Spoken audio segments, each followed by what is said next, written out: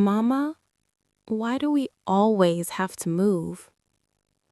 My daughter asked me this question on a Tuesday morning in October while we were packing our belongings, again, into garbage bags and cardboard boxes. I'm Sarah Beth Morrison, and this is the story of 7 apartments in 3 years, 7 fresh starts that never lasted, and the question I couldn't answer without breaking my baby's heart. Lily Grace was sitting on the floor of our apartment in Starkville, Mississippi, carefully wrapping her stuffed rabbit, Mr. Buttons, in one of her t-shirts. She was 7 years old and had lived in more places than most adults. She'd learned not to decorate her room because we wouldn't stay long enough for it to matter. She'd learned not to make close friends because we'd be gone before the school year ended. She'd learned to pack her own bag and sleep with her shoes nearby in case we had to leave in the middle of the night. No 7-year-old should have to learn those things. "It's just how things are, baby," I said, not meeting her eyes. "Sometimes grown-ups have to move for work." "But you had a job here. Miss Ruby liked you at the diner." "I know, sweetheart.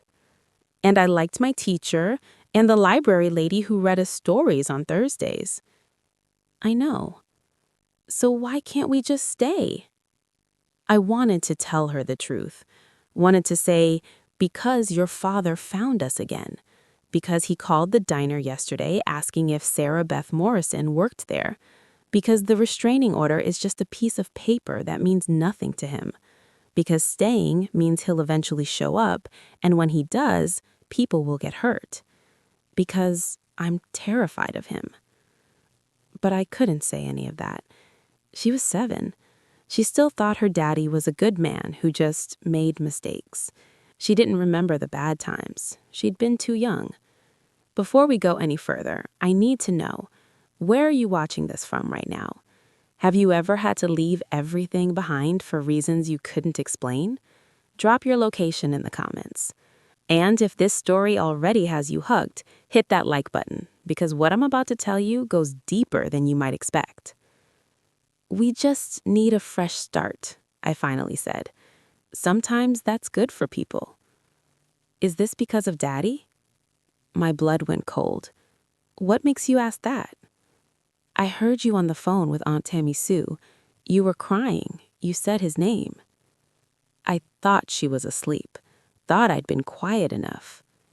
"Baby, that's grown-up stuff you don't need to worry about." "But I do worry.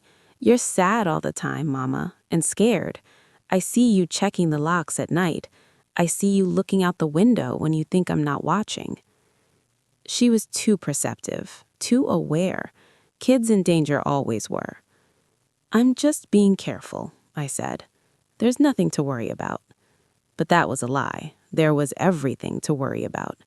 This was our 7th move in 3 years. Meridian to Hattiesburg, Hattiesburg to Biloxi, Biloxi to Jackson, Jackson to Columbus, Columbus to Oxford, Oxford to Starkville. Now we were leaving Starkville for Tupelo. 7 apartments, 7 deposits we'd never get back, 7 schools for Luli, 7 jobs for me. 7 times Travis had found us. He always found us. I'd change our phone numbers, close social media accounts, use cash instead of cards, avoid making friends who might accidentally mention our location. But he always found us, somehow. A cousin who saw us at Walmart and mentioned it to his mama, a former coworker who didn't know better and answered when he called pretending to be someone else, a credit card I'd used once in an emergency that pinged an alert somewhere. He had ways. He had connections. Small town Mississippi and Alabama were connected by blood and business. Word traveled. And Travis was charming when he wanted to be. People liked him. They didn't see what I saw. They didn't know what happened behind closed doors. They didn't know about the holes punched in walls, the bruises I'd hidden with long sleeves, the night he'd wrapped his hands around my throat and told me I'd never leave him. They didn't know I'd left anyway, taken Lily and disappeared in the middle of the night 3 years ago with nothing but what we could carry. They didn't know we'd been running ever since. I finished packing our kitchen items, the bare minimum: 2 plates, 2 bowls, 2 cups, 2 sets of silverware, a pot and a pan. That's all we'd take. The rest would stay, just like always. Furniture wasn't worth moving when you were running for your life. "Can we at least stay until Christmas?" Lily asked, her voice small. "It's only 2 months away. I wanted to be in the Christmas play at school." My heart broke, again. It broke every time we had to leave, every time she asked questions I couldn't answer, every time she looked at me with those trusting eyes and I had to lie to her. "I'm sorry, baby. We need to go this week." "Is it money? I have $17 in my piggy bank. I can have it if it helps." I sat down on the floor next to her and pulled her into my lap. She still fit there, small for 7, but growing so fast, too fast. "It's not about money," I said, which was partially true. Money was tight, it always was, but that wasn't why we were leaving. "Then what is it?" "It's about keeping us safe." "Safe from what?" "From your father. From the man who loves me so much he can't let me go. From the person who'd rather hurt us than lose control over us." But I couldn't say that. Not yet. Maybe never ever. "Just safe," I said. "That's all that matters." We finished packing that afternoon. Everything we owned fit in the trunk and back seat of my 2008 Honda Accord with the check engine light that never went off. The car would make it to Tupelo, probably. It had made it this far. That night, Lily lay in her sleeping bag on the floor, I'd already packed the bed, and asked one more question. "Mama, when we get to Tupelo, can we stay? Really stay?" "I hope so, baby." "Do you promise?" I wanted to promise, wanted to tell her that Tupelo would be different, that we'd finally found a place where Travis couldn't find us, that we could stop running. But I learned not to make promises I couldn't keep. "I'll promise." She fell asleep holding Mr. Buttons, and I lay awake watching the door, checking my phone for missed calls from unknown numbers, listening for sounds that didn't belong, planning our escape route from the escape route. This was our life now. This was what safety looked like when you were running from someone who wouldn't stop chasing. And the worst part? I knew Tupelo wouldn't be different. I knew Travis would find us there too, eventually. He always did. I just hoped we'd have a few months of peace first. A few months where Lily could be a normal 7-year-old. A few months where I could sleep without keeping one eye on the door. But hope was dangerous. Hope made you complacent. Hope got you caught. And I couldn't afford to get caught. Not when catching us meant violence, meant hospitals and police stations and emergency room doctors who'd seen it all before. Meant putting Lily in danger. So I stayed awake, watching and listening, and I let hope die quietly while my daughter dreamed of finally staying somewhere. Tomorrow we drive to Tupelo, start over, again, and I'd pray this time would be different, even though I knew it wouldn't be. Let me tell you how we got here, how we went from 7 moves in 3 years to this moment, packing again, running again, living out of garbage bags again. It started the night I finally left him, 3 years ago in Meridian, Mississippi. Travis and I had been married for 6 years. Lily was 4 years old. To everyone outside our house, we were the perfect family. Travis was a good provider, worked construction, always had money. I stayed home with Lily, kept the house nice, played my part. But inside our house was a different story. Travis had always had a temper. Even when we were dating, there were signs. The way he'd grip my arm too tight when he was angry, the way he'd punish me with silence for days if I disagreed with him, the way he needed to know where I was every minute of every day. I told myself it was love, that he just cared so much he got intense. I was wrong. After we got married, it got worse. He'd punch walls when he was mad, throw things, break dishes, always directed at objects, never at me, not at first. "I'd never hurt you," he'd say. "I'm just frustrated, you know how I get." Then one night, when Lily was 2, I'd made pork chops for dinner. They were slightly overdone. Dry, maybe. I hadn't noticed.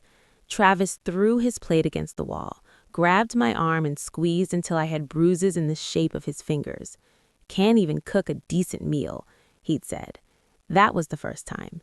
It got worse from there. The arm grabbing became slapping, the slapping became punching, never where it would show, always places I could cover with clothes. He'd apologize after, cry sometimes, say he didn't mean it, say I'd made him so angry he couldn't control himself, say if I just tried harder, didn't make him mad, it wouldn't happen. I believed him. For too long, I believed him. The night I left was the night he went after Lily. She'd spilled juice on his construction plans. Accident. She was 4. But Travis grabbed her arm roughly, raised his hand. That's when I stepped between them. That's when he hit me so hard I saw stars, split my lip, gave me a black eye I'd have to explain to everyone. But more importantly, that's when I knew. If he'd hit me in front of Lily, if he'd been about to hit her, there was no line he wouldn't cross. We had to leave. That night, after he passed out drunk, I took Lily, took what cash I could find, took the car, and drove. Didn't have a plan. Just drove south toward the coast, toward Hattiesburg, toward anywhere that wasn't Meridian. I got a restraining order, filed for divorce, told the judge everything. Travis violated the order within a week, showed up at the shelter where we were staying. The police took him away, but he was out within hours. It's a civil matter, they said.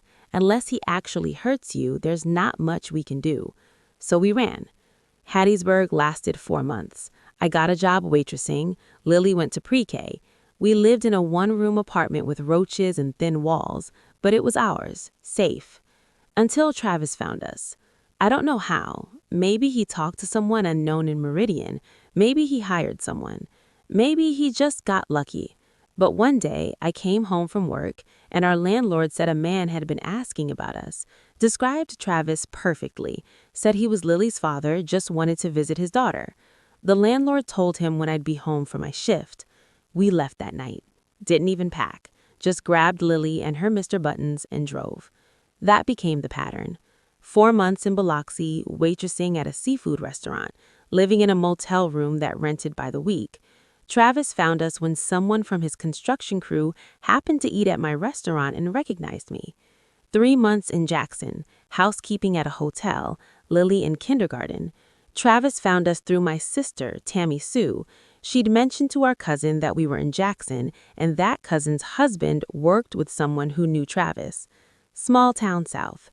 Everyone knew everyone. Information traveled like gossip. 5 months in Columbus, my longest job yet, working at a Dollar General, Lily in 1st grade finally. Travis found us because I'd used my real Social Security number to get Lily enrolled in school. He'd been checking every school district in Mississippi. 4 months in Oxford, cleaning houses under the table, Lily homeschooled because I was too scared to register her anywhere official. Travis found us when I made the mistake of calling my mama from a landline at one of the houses I cleaned. He'd been monitoring her phone somehow. 6 months in Starkville, waitressing at the diner, Lily back in school under a slightly different name, Lily Michaels instead of Lily Morrison. Travis found us yesterday. The diner owner got a call from a man looking for his wife. Sarah Beth Morrison, dark blonde hair, hazel eyes, works real hard, has a little girl. Ruby told me about the call, described the voice. It was him. And now here we were packing for Tupelo, our 7th move. 7 times we'd tried to go to life. "Why does he keep finding us?" Tammy Sue had asked on the phone last week. "Because he's not going to stop," I'd said. "He told me once, before I left, he said I'd never be free of him, that he'd find me anywhere I went, that I belonged to him." That's not love, Sarah Beth. That's obsession. I know. Come to Mobile. Stay with me. Let me help you. If I come to Mobile, he'll find us there. Then he'll know where you live. I can't put you in danger. You can't keep running forever. But what choice did I have? The restraining order was useless. The police couldn't help until he actually hurt us. The courts moved so slowly, the divorce still wasn't final after 3 years. And Travis? Travis had resources, had connections, had the kind of Southern boy charm that made people trust him, help him, tell him things they shouldn't. He'd convinced people I'd kidnapped his daughter, that I was unstable, that he was just a worried father trying to find his family. Some people believed him. So we ran, and every time he found us, we ran again. And my daughter, my beautiful 7-year-old baby, was learning that home wasn't a place. It was whatever cardboard box we unpacked this month, whatever apartments we could afford, whatever school would take her without too many questions. She was learning that love meant sleeping with your shoes on in case you had to run in the middle of the night. That was no way to grow up. But it was the only way I could keep her safe. We arrived in Tupelo on a Wednesday afternoon, drove straight to the Shady Pines apartment complex I'd found online. Month-to-month lease, no credit check, cash deposit. The landlord was a woman in her 60s named Loretta Mae Wilson. She looked at my beat-up Honda, at my daughter with her stuffed rabbit, at me with my haunted eyes and everything we owned in garbage bags. "How long you plannin' to stay?" she asked. "As long as we can," I said honestly. Something in her eyes shifted. Recognition, maybe, like she'd seen this before, known someone who'd lived like this. "First month and deposit, cash only. No subletting, no illegal activities, no loud music after 10 p.m. "Yes, ma'am." "And Miss Morrison?" She looked at me hard. "I don't allow no men causing trouble on my property.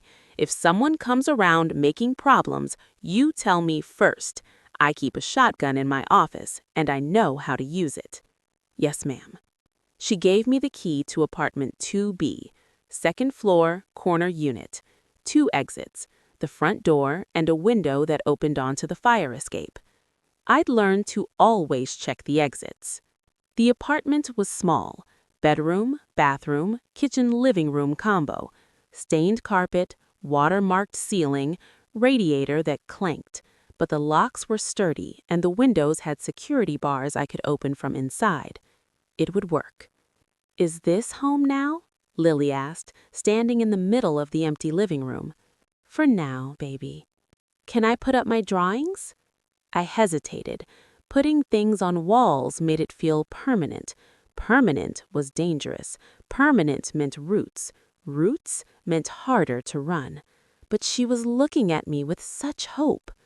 "Sure, baby. You can decorate your room." Her whole face lit up. That afternoon, I went job hunting. Left Lily with the woman downstairs, Miss Ruby Jean. Different Ruby than the one in Starkville, but just as kind. She had grandbabies and didn't mind watching Lily for a few hours. I walked downtown Tupelo until I found Pine Grove Diner. Help wanted sign in the window. Applied on the spot. The manager, Ruby Jean Carter, looked at my spotty work history. 7 jobs in 3 years, all waitressing or cleaning. "You runnin' from something?" she asked bluntly. I could have lied, should have lied. "Yes," I said instead. "But I'm a hard worker. I show up on time. I don't cause trouble. I just need a job so I can feed my daughter."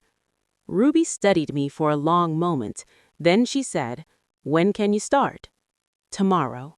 6 a.m. shift. Don't be late." I almost cried right there in the diner. I started work the next morning. The routine was familiar. Take orders, serve food, smile even when customers were rude, pocket tips that would barely cover rent. But Pine Grove was different.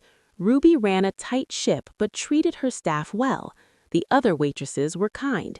The cook, Bobby Ray, made sure we ate even when we couldn't afford to order. Lily started at Tupelo Elementary, 2nd grade.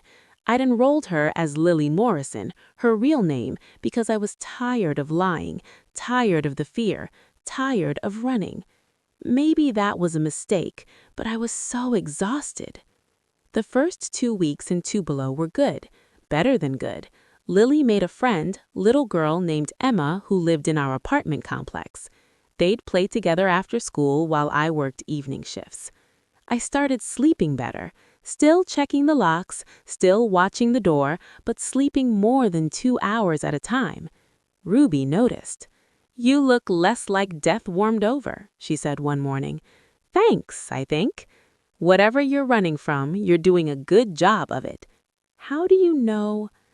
"I've been there." She rolled up her sleeve and showed me a scar that ran from her wrist to her elbow. "My ex-husband gave me this 20 years ago, told me if I left him, he'd kill me. And he meant it too." "What did you do?" "I left anyway, moved 3 states away, changed my name, started over." She looked at me. "But you had help. My sister hid me for 6 months while I got on my feet. You got anyone helping you?" I didn't want to think about that. Didn't want to acknowledge that I couldn't run forever, that eventually Travis would find us again and we'd have to move again. For now, I wanted to pretend we were normal, a single mom and her daughter living in a small apartment, working hard, building a life. It almost worked. For 3 weeks it worked. Then, one night in early November, I came home from my evening shift and found Loretta May waiting by my door. "Man came by today," she said, "asking about you." My blood cold. "What did he look like?" "Tall, brown hair, real charming smile. Said he was your husband, said he was looking for you and his daughter." "Travis." "What did you tell him?" "Told him I didn't know anyone by that name. Told him to get off my property before I called the police. But miss, he knows." That night, I didn't sleep at all. Sat by the window watching the parking lot, checked and rechecked the locks, kept my phone in my hand, 911 ready to dial. But Travis didn't come that night, or the next night, or the night after that. The waiting was worse than the running. At least when we were moving, I was doing something. Now I was just waiting for him to show up, waiting for the violence I knew was coming. Lily noticed I was scared again. "Is it Daddy?" she asked one morning before school. "What makes you think that?" "You're scared of him. I can tell." She was 7. She shouldn't know these things, shouldn't be able to read fear in my face, shouldn't have to worry about whether her father was going to find us. "I'm just being careful, baby." "Mama, why does Daddy want to find us so bad? Why can't he just leave us alone?" How do you explain obsession to a 7-year-old? How do you explain that sometimes love turns into possession, that some people would rather destroy what they love than let it go? It's complicated, baby. "Is he a bad man?" "Yes. He's made some bad choices." "Did he hurt you? Is that why we left?" I looked at my daughter, too wise for 7, too aware, too burdened with knowledge she shouldn't have. "Yes," I said finally, "he hurt me, and I was afraid he'd hurt you. So we left. And that's why we keep moving, because he keeps finding us, and I need to keep you safe." Tears filled her eyes. "I don't want him to hurt you, Mama." "He won't, baby. I won't let him." But that was another promise I couldn't keep. Because Travis was in Tupelo, he knew we were here, and eventually he was going to find our apartment. The only question was, would we still be here when he did? It happened on a Saturday afternoon, 2 days after Loretta May's warning. I was working the lunch shift at Pine Grove. Lily was at Emma's apartment watching movies. Safe, I got. Hidden. I was refilling coffee for a regular customer when I saw him through the diner window. Travis, walking down the sidewalk outside, looking in shop windows, searching.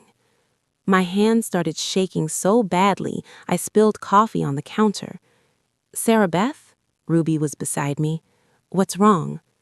"He's here," I whispered. "That's him, outside." Ruby looked through the window, saw Travis standing on the sidewalk, his phone to his ear, probably calling someone, asking questions. "Go to the back, now. Don't let him see you." I ran to the kitchen. Bobby Ray took one look at my face and positioned himself by the door. "He the one?" Bobby asked. I nodded. "He comes in here, I'll handle it." But Travis didn't come in. He stood outside for maybe 5 minutes, then walked away down the street toward the courthouse. Ruby found me in the kitchen, hyperventilating. "Breathe, honey, just breathe." "He's here. He found us again. I have to get Lily. I have to—" "Stop. Think. Where's your daughter right now?" "With Emma, at the apartments." "Is she safe there?" "For now, but if Travis goes to the apartments, then we call the police. You have a restraining order, right?" "Yes, but it's from Mississippi. I don't know if it's valid." "It is. Federal law. Protection orders cross state lines." Ruby pulled out her phone. "She's going to call her nephew. He's a deputy sheriff here, Wade Cooper. Good man. He'll help." 15 minutes later, Deputy Wade Cooper walked into Pine Grove Diner. He was in his 50s, graying hair, kind eyes that had seen too much. Ruby explained the situation, showed him a photo of Travis I'd saved on my phone. I kept it to show police, to prove I wasn't paranoid, to document who was hunting us. "I know this guy," Wade said. "He's been around town the past few days, asking questions, said he was looking for his wife and daughter. Seemed like a worried father." "He's not worried, he's dangerous," I said. "Tell me everything." So I did. Told him about the marriage, the abuse, the night I left, told him about the restraining order, about Travis violating it repeatedly, about the 7 times he'd found us in 3 years. Told him about the phone call to the diner, about Loretta May's warning, about seeing him outside today. Wade listened to all of it, took notes, didn't dismiss me or tell me I was overreacting or suggest I was exaggerating. "Do you have copies of the restraining order?" he asked. "In my car. I keep copies everywhere." "Good. I'm going to file this with our sheriff's office. Make sure every deputy knows to watch for him. If he approaches you or your daughter, we can arrest him for violation." "He'll talk his way out of it. He always does." "Not with me, he won't. Miss Morrison, I lost my sister to domestic violence 20 years ago. Her husband killed her and their 2 kids before killing himself. I don't take these situations lightly." Something in his voice made me believe him. "What should I do?" I asked. "Document everything. Every time you see him, every time he calls, every time someone says he's been asking questions. Keep a record and call me directly." He handed me his personal card. "My cell's on there, anytime, day or night." "We're going to have to move again, aren't we?" "Maybe not. Let me see what I can do first." I wanted to believe him, wanted to think that maybe this time would be different, that maybe Two Below law enforcement would actually protect us instead of treating it as a domestic situation they wanted no part of.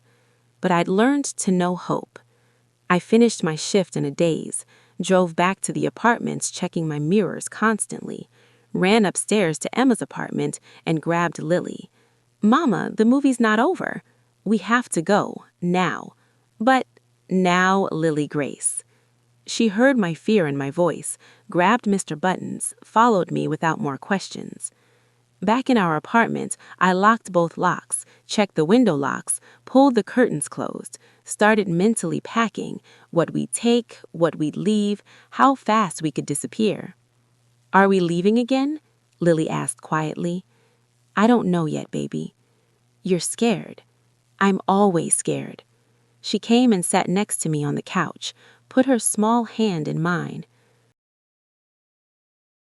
And that broke me, completely broke me, because my 7-year-old daughter lived in fear, because she knew to be scared, because I'd brought her into this life of running and hiding and never feeling safe.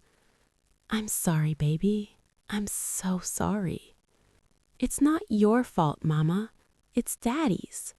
She shouldn't have to know that, shouldn't have to choose between her parents, shouldn't have to understand that her father was the danger, not the protector. That night, after Lily fell asleep, I sat by the window watching the parking lot. Wade Cooper drove by twice on patrol, checking on us, making sure we were safe. It should have made me feel better, but all I could think was, Travis is here, in Tupelo, walking the same streets, asking questions, getting closer. And sooner or later, he'd find our apartment, find Lily, find us. My phone rang at 2 a.m., unknown number. I answered it anyway, better to know than not know. Sarah Beth, Travis's voice, calm, almost friendly. I know you're here. I didn't say anything, didn't want to confirm it. Tupelo's a small town, Sarah Beth, he continued. Someone's going to tell me where you're staying. They always do. And then we're going to have a conversation about you taking my daughter, about you running, about how this all ends. Stay away from us, I managed to say. She's my daughter too. I have rights. You lost your rights when I what? Disciplined my wife? That's between husband and wife, Sarah Beth. You know that. We're getting divorced. Paper doesn't mean anything. You're still mine. You'll always be mine. I'm calling the police. Go ahead. Tell them your husband called to talk to his wife. See what they do. He laughed. I'll see you soon, Sarah Beth. Tell Lily her daddy misses her. He hung up. I immediately called Wade Cooper. He answered on the second ring, voice alert despite the hour. He called me, I said. Travis, he knows we're here. Did he threaten you? Not directly. He never does directly. He's too smart for that. I'll increase patrols near your apartment. And Sarah Beth, tomorrow we're getting you and Lily somewhere safer. We've got a shelter. I can't go to a shelter. He'll find us there. He found us at the shelter in Meridian. Then we'll figure something else out. But you can't stay in that apartment if he knows you're in Tupelo. So we were running again. Already, after only 3 weeks. 7 moves would become 8. And I didn't know how much more of this Lily could take, how much more I could take. How long could we keep running from a man who would never stop chasing? The next morning, Wade Cooper picked us up at dawn, drove us to a domestic violence shelter run by a woman named Margaret Ann Tucker. The shelter was in an undisclosed location, unmarked from the street, security cameras everywhere. Residents came and went in donated cars, so Travis couldn't identify my Honda in a parking lot. How long can we stay? I asked Margaret. As long as you need. We have space for 30 women and children. Most stay 6 weeks to 3 months while they figure out their next steps. What if he finds us here? He won't. We don't give out this location to anyone, not family, not lawyers, nobody. And we have security procedures. Anyone suspicious around a property, we call the police immediately. It sounded safe, but I'd thought shelters were safe before. Lily and I were given a small room, 2 twin beds, 1 dresser, shared bathroom down the hall. It was clean and safe, and I hated it. Not because of the shelter itself. Margaret and her staff were angels doing impossible work, but because being in a shelter meant admitting I'd failed again. Failed to keep us safe, failed to stay ahead of Travis, failed to give my daughter any kind of normal life. I like Miss Margaret, Lily said, unpacking Mr. Buttons. She's nice. She is, baby. How long are we staying here? I don't know yet. Can I still go to school? That was the hardest part. The shelter had rules about school. Kids could attend, but they had to be picked up and dropped off by shelter staff in unmarked vehicles. Parents couldn't be at school events where they might be seen and followed. We'll figure it out, I said. But I knew the answer. We couldn't stay, not long term, because Travis was smart and persistent, and eventually he'd figure out where the shelter was. They always did.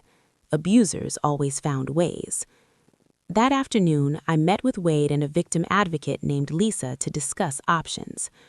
You could leave Mississippi entirely, Lisa suggested, move to another state, start completely over with new identities. I've thought about that, but I'd need money for documents, for travel, for deposits in a new place. I don't have that kind of money. There are resources, grants for domestic violence survivors. We can help you apply. And then what? He'll find us anyway. He always finds us. Not if you do this right, Wade said.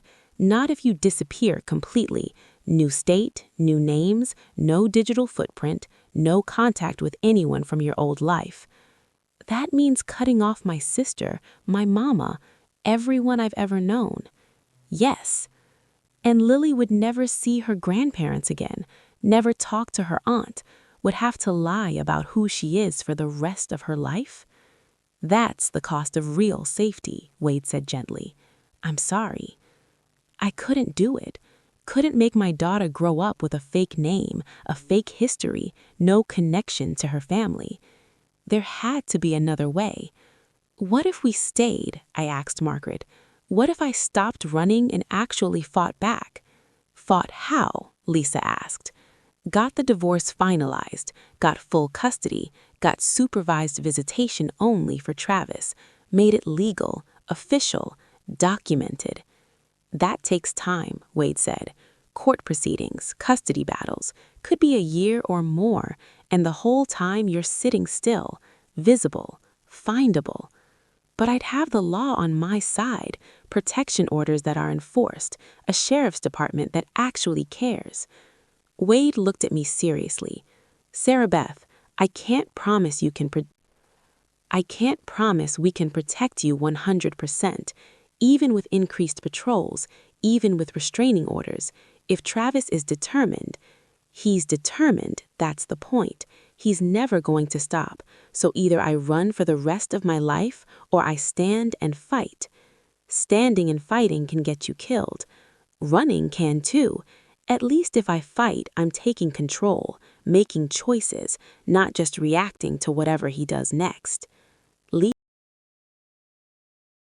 It's your decision, Lisa said finally.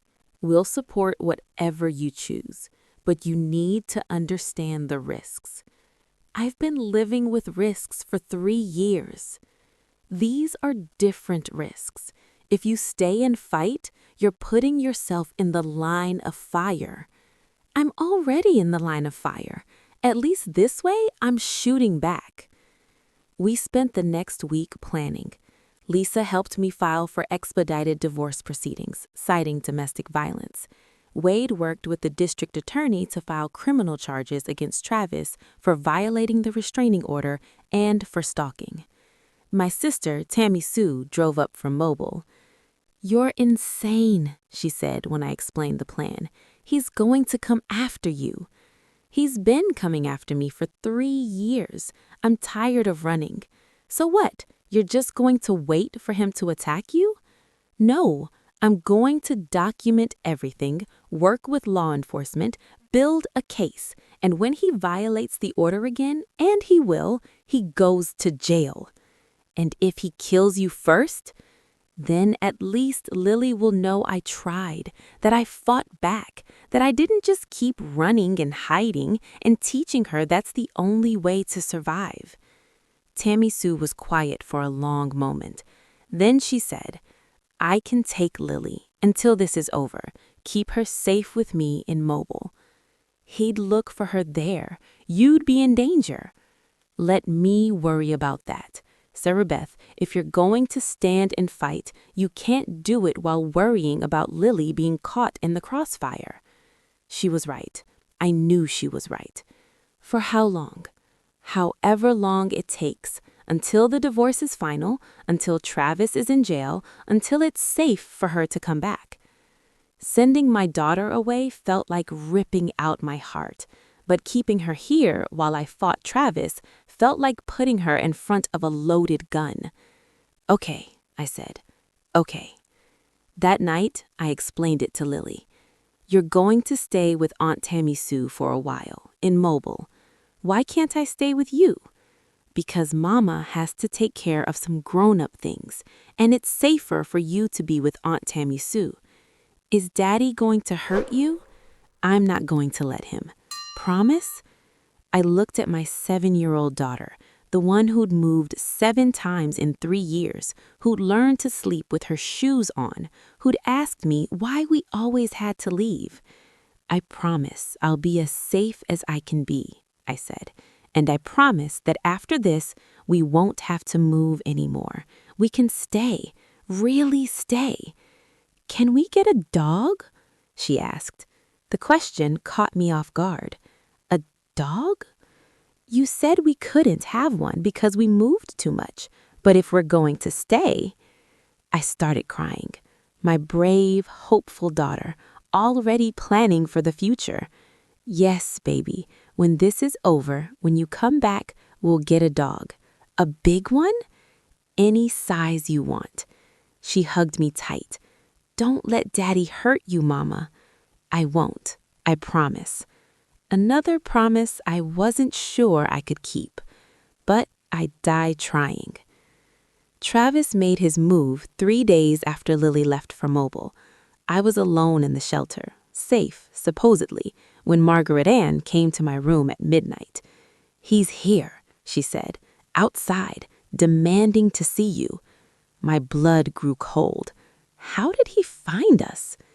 "I don't know, but we've called the police. Stay here, don't go outside." But I could hear him through the walls, yelling my name, demanding his daughter, threatening to break down the door. "Sarah Beth, I know you're in there. You can't hide from me." Wade Cooper arrived within 5 minutes, other deputies too. I watched from the window as they surrounded Travis. "Sir, you need to leave this property," Wade said calmly. "That's my wife in there. She took my daughter." "You have a restraining order against you. Being here is a violation. You need to leave now or you'll be arrested." "Arrest me for what? Wanting to see my family?" "For violating a protection order, for trespassing, for disturbing the peace. Take your pick." Travis saw me at the window, made eye contact, smiled. That smile promised violence. "This isn't over, Sarah Beth. You hear me? This isn't over." The deputies arrested him, led him in handcuffs while he shouted threats. He'd be out by morning. I knew it, knew how this worked. Bail would be posted, he'd be released with a warning, the cycle would continue. But this time was different. This time, Wade had documented everything. The violation, the threats, the history. Built a case. "He's going to jail," Wade told me the next morning. "Not just overnight. The DA is pressing charges, stalking, harassment, multiple restraining order violations. He's looking at real prison time." "He'll get a good lawyer, get out on bail." "Maybe, but we've got him on record now, and every time he violates the order, we add to the case." "What if he comes after me before the trial?" "That's why you need to stay in the shelter. Stay safe. Let the legal system work." But I couldn't hide forever. Eventually, I'd have to testify, face him in court, tell a judge and jury everything he'd done to me. The thought terrified me. The preliminary hearing was set for 2 weeks out. Wade prepared me for what to expect. Travis would be there. His lawyer would try to discredit me. I'd have to stay calm while they tore apart my story. "They'll say you're unstable, that you kidnapped his daughter, that you're making up the abuse for attention or revenge. You need to be ready for that." How do you get ready for someone calling you a liar about the worst things that ever happened to you? You remember the truth. Hold on to it. Don't let them make you doubt yourself. The night before the hearing, I barely slept, kept running through my testimony in my head, trying to remember dates, details, evidence, trying not to imagine Travis's face when I told the court what he'd done to me. The hearing was at 9 a.m. Wade drove me to the courthouse. Margaret and Lisa, the victim advocate, sat beside me as we walked in. "You're not alone," Margaret said. "Remember that." But walking into that courtroom, facing Travis across the room, he looked good. Clean-shaven, wearing a suit, hair combed. the picture of a respectable Southern gentleman. His lawyer was expensive-looking, confident. My lawyer was court-appointed, overworked, exhausted. This wasn't going to be a fair fight. The hearing started. Travis's lawyer immediately attacked my credibility. Miss Morrison has a history of moving frequently, changing jobs, unstable behavior. She removed the defendant's daughter from his life without permission. She's violated custody arrangements. There are no custody arrangements yet, my lawyer interrupted. The divorce isn't final. Because Miss Morrison keeps delaying it, keeps filing motions, keeps moving to new jurisdictions. Because my client is fleeing domestic violence. Alleged domestic violence, for which there's no proof, no hospital records, no police reports from the time of the supposed abuse, just her word against his. I'd been too afraid to go to hospitals, too ashamed to call the police, too convinced it was my fault. Now that silence was being used against me. When it was my turn to testify, I told the truth, all of it. The escalating violence, the night he almost hit Lily, the 3 years of running, the 7 apartments, the constant fear. Travis's lawyer tore me apart. Miss Morrison, you say you were afraid of my client, yet you never filed a police report during your marriage. I was afraid he'd hurt me worse if I told. But you filed one after you left? Convenient timing. I filed it because I was finally safe enough to tell. Or because you wanted to keep his daughter from him. I wanted to keep her safe. From her own father? Based on what evidence? Based on what I lived through. The judge called for order, told me to stay calm. But how do you stay calm when someone's calling you a liar about the violence that shaped your life? The hearing ended with a temporary order. Travis had to stay 500 feet away from me and Lily, couldn't contact us directly or indirectly, would face arrest if he violated it. It was something, but it wasn't enough. I'll know he'll violate it, I told Wade outside the courthouse. You know he will. Probably, but now we're watching, and next time he goes straight to jail, no bail. I wanted to believe him, wanted to think the law would protect me. But I'd learned better. That night, back at the shelter, I called Tammy Sue. How's Lily? She's good. Asked about you. Wanted to know when she could come home. Soon, I hope. Tammy Sue, what happened at the hearing? I told her. About the testimony, the lawyer's attacks, the temporary order. Are you safe? Tammy Sue asked. In for now? That's not an answer. It's the only answer I have. I hung up and lay in my narrow shelter bed staring at the ceiling, wondering if this would ever end, wondering if I'd made a mistake by fighting instead of running, wondering if Travis would make good on his threats. I didn't have to wonder long. It happened 5 days after the hearing. I'd been cleared to leave the shelter during the day for work. Pine Grove Diner still held my job. Wade had arranged for me to be picked up and dropped off by shelter staff, never the same car twice, always watching for anyone following. It seemed safe enough. It wasn't. I was working the dinner shift when Travis walked into the diner, bold as anything, sat down at the counter, ordered coffee. Ruby saw him first, locked eyes with me, mouthed, "Call Wade." I ducked into the kitchen, called Wade's cell with shaking hands. He's here, at the diner, violating the order. Don't engage with him. I'm 5 minutes away. Stay in the kitchen. But Travis wasn't going to let me hide. Sarah Beth, his voice carried through the diner, I know you're back there. Come out here and talk to me. Sir, you need to leave, Ruby said firmly. I'm just trying to talk to my wife. You need to leave now or I'm calling the police. Call them. I'll be gone before they get here. Bobby Ray positioned himself between the kitchen and the dining area. Big man, ex-military, not afraid of Travis. You heard the lady. Time to go. This is between me and my wife.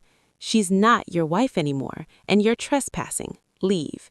Travis stood up. For a moment, I thought he'd go. Thought maybe he'd realize this was a mistake, that he'd be arrested, that it wasn't worth it. Then he pulled out a gun. Everything happened so fast and so slow at the same time. Ruby screaming, customers diving under tables, Bobby Ray reaching for Travis. Travis pointed the gun towards the kitchen, towards me.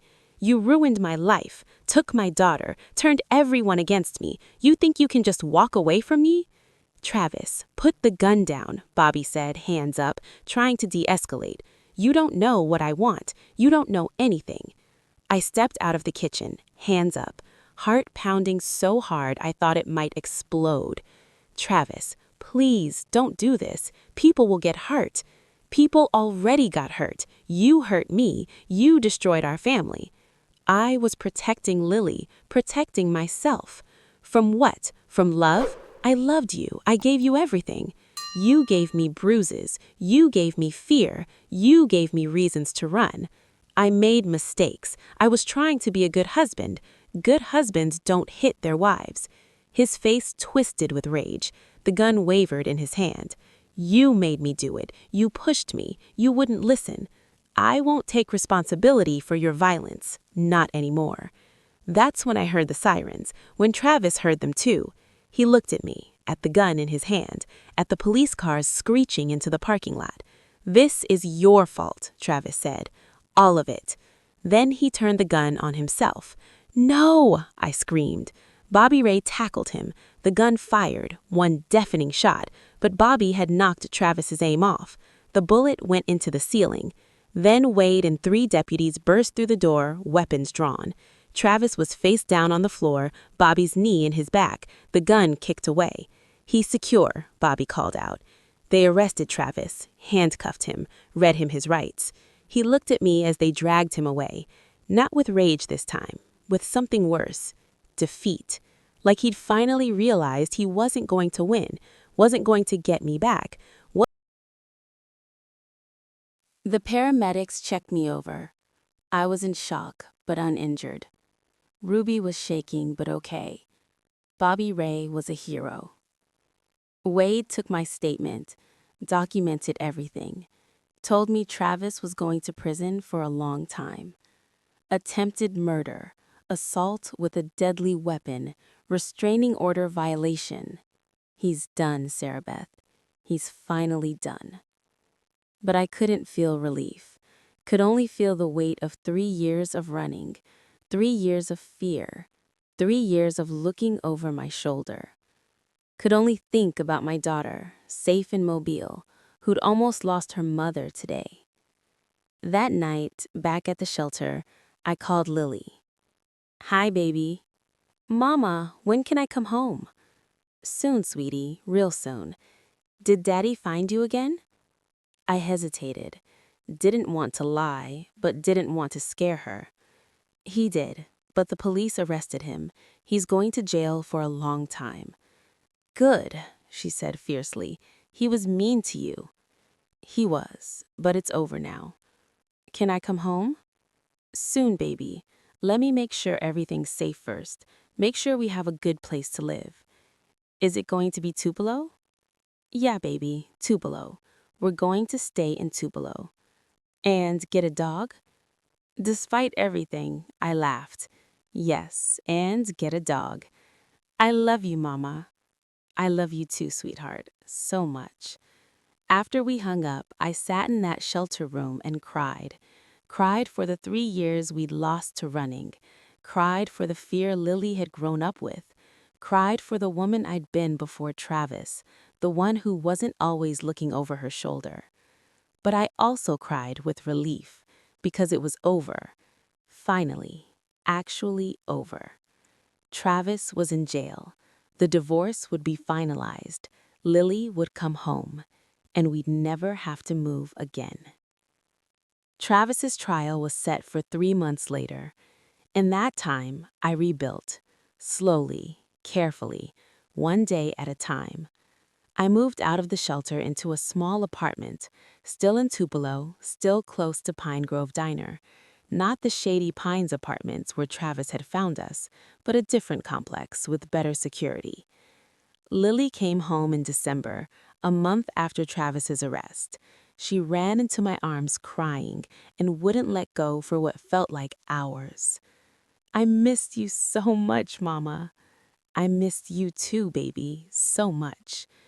We decorated our apartment for Christmas, bought a small tree, hung up her drawings, made it feel like home. real home, permanent home. On Christmas morning, we went to the animal shelter, picked out a dog, a scruffy terrier mix named Scout, who immediately loved Lily as much as she loved him.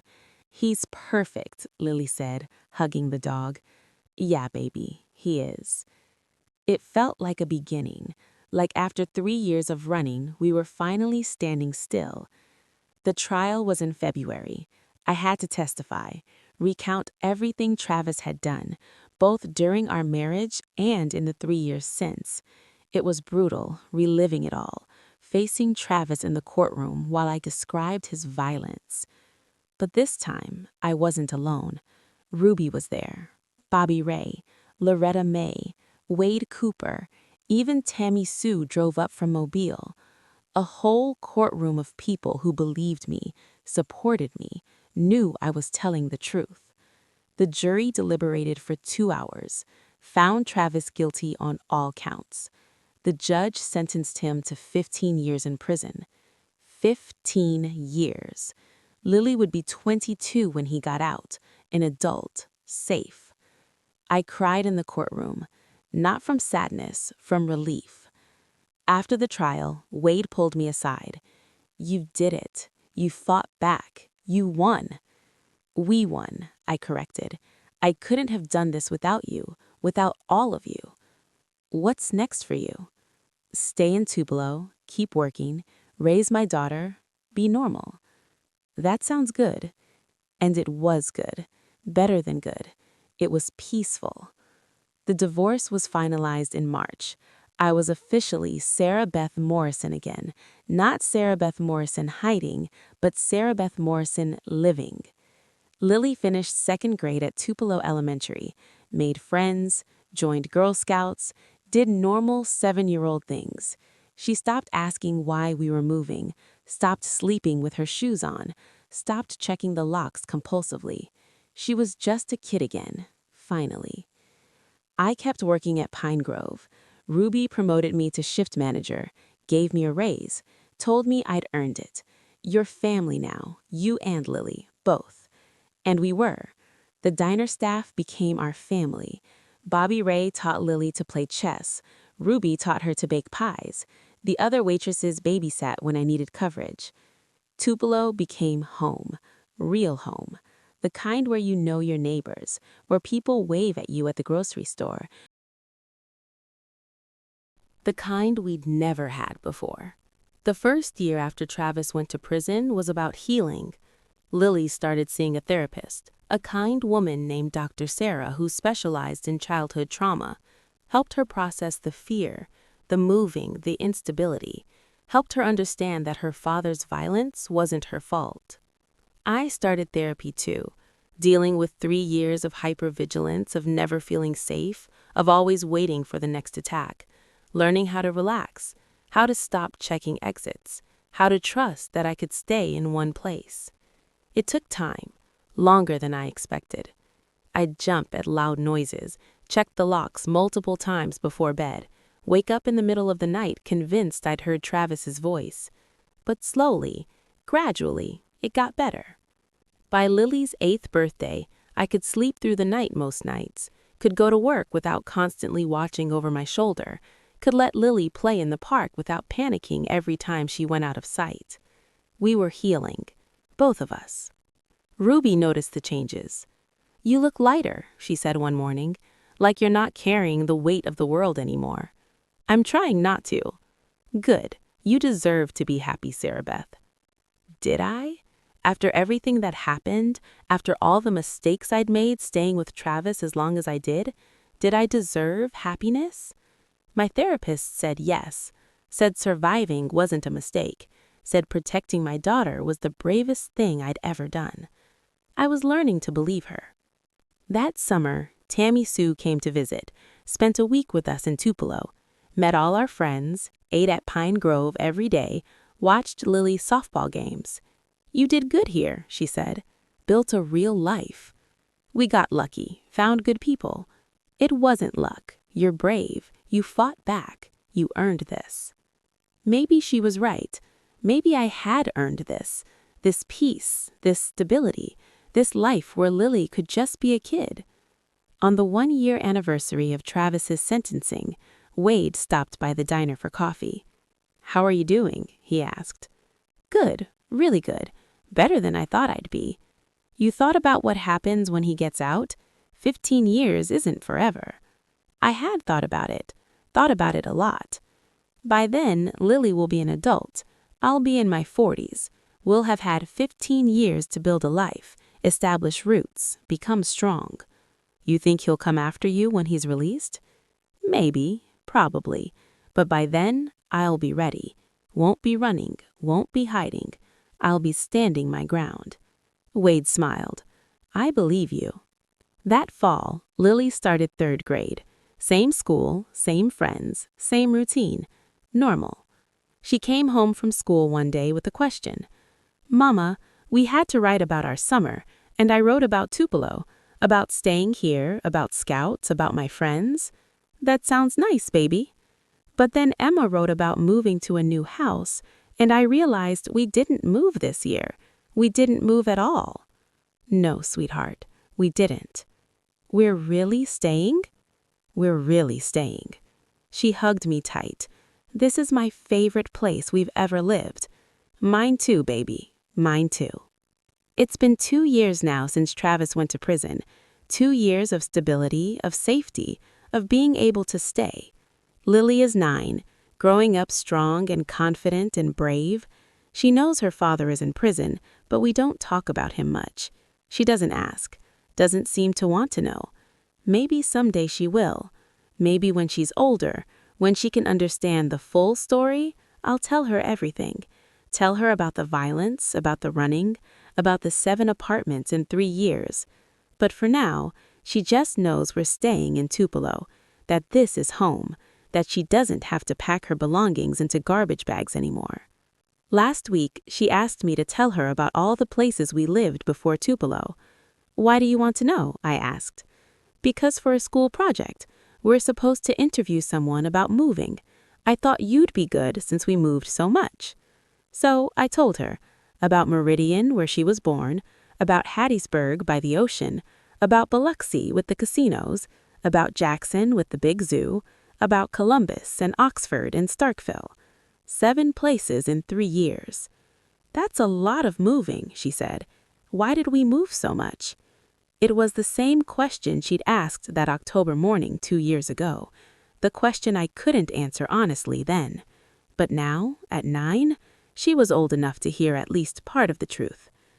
"Baby, I need to tell you something about your daddy, about why we left him, about why we kept moving." She looked at me with those serious eyes.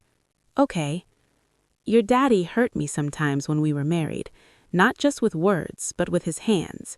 And I was scared he'd hurt you too, so we left. And we kept moving because he kept finding us, because I was trying to keep us safe." She was quiet for a long moment. Then she said, "I know." "You know?" "I kind of knew. Not all of it, but I knew you were scared of him. I knew we were running. I figured it out." 9 years old, and she'd figure it out. Of course she had. She was smart, observant, had lived through it. "I'm sorry you had to grow up like that, Mama. Moving all the time, never being able to stay, being scared." "It's not your fault, Mama. It's his fault. You were just protecting me." Out of the mouths of children. "Yes, baby, I was protecting you. That's why we moved. That's why we kept running, because keeping you safe was more important than anything else." "Do we ever have to see him again?" "Not if you don't want to. When he gets out of prison, you'll be grown, an adult. You can make your own choices." "I don't want to see him." "Okay. But Mama, I'm glad we ended up here, in Tupelo, with Scout and Miss Ruby and everyone." "Me too, baby. Me too." She went back to her homework, and I sat there thinking about the journey that had brought us here. 7 apartments, 7 fresh starts. 7 times Travis had found us. 7 times we ran. Until we stopped running. Until we stood and fought. And we won. The housing crisis made it easy to explain our moving. Rent going up, jobs changing, the economy struggling. Those were all true to an extent. Money was always tight, finding. But the real reason we kept moving had nothing to do with rent or jobs or bad luck. It was Travis. It had always been Travis.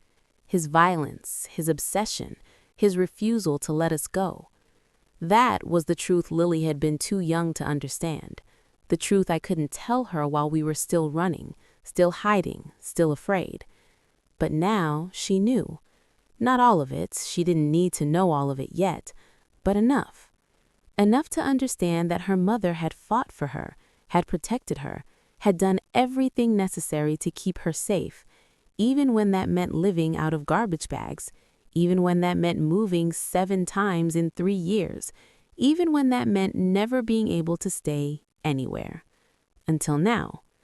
Now we were staying. Now we had a home. Now we had a community that supported us. Now we had safety.